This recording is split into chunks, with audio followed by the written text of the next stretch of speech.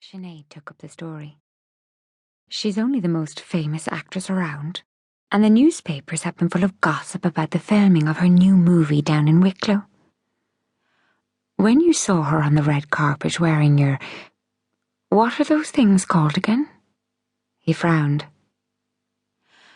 We call them headpieces, but they're also known as fascinators, Sheila told him with a smile. The presenter pulled a face at the audience. Sorry, I'm not really up on these things, but she did look stunning. An image of the actress, the delicate creation of silk and veiling on her shiny blonde bob, flashed up on the large screen behind him.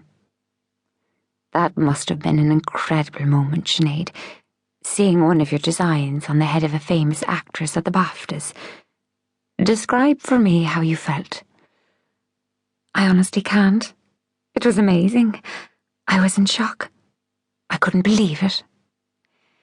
And the best part was that she gave us a really great plug when she was interviewed. The phone hasn't stopped ringing since, Sheila chipped in. You must have had some celebration that night. Sheila laughed. We were working flat out on a wedding order, so we had pizza and sparkling wine in paper cups, and then got back to work. Sinead scrolled down the menu to the next recording and pressed play. Ellen nudged her. I brought coffee. Great. Thanks. Shouldn't you be working? She fast-forwarded, wishing Ellen would just leave her to be miserable in peace. The search was called off today for the milliner Sheila Healy, wife of independent politician and member of Dáil Éireann, Philip Healy, who disappeared 8 days ago. Her car was found on the coast road in Sandycove. Her mother, Margaret Fields, died 20 years ago when swimming on the family holiday in Kilmuckridge. Mr. Healy thanked the Gardaí, the services and the volunteers for their efforts to trace his wife, and said he is still hopeful that they will find her.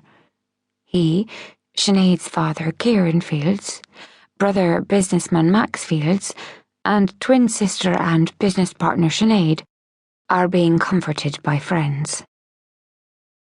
Ellen wrenched the remote away from Sinead and switched off the TV.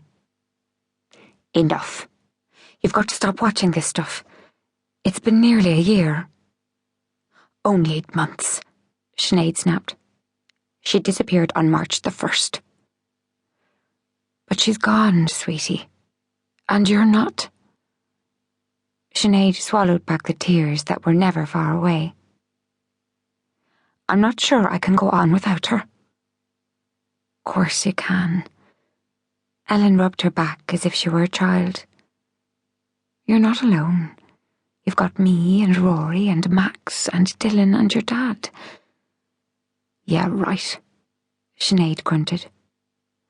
Dad had retreated into his own little world.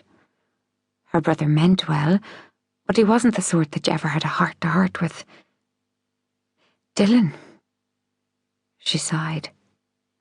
Well, her boyfriend had turned out to be a total asshole.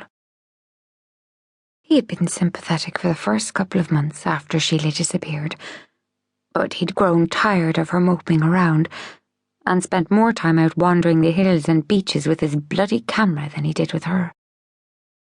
Yeah, well, you've got me and Rory anyway, and your work. Throw yourself into that.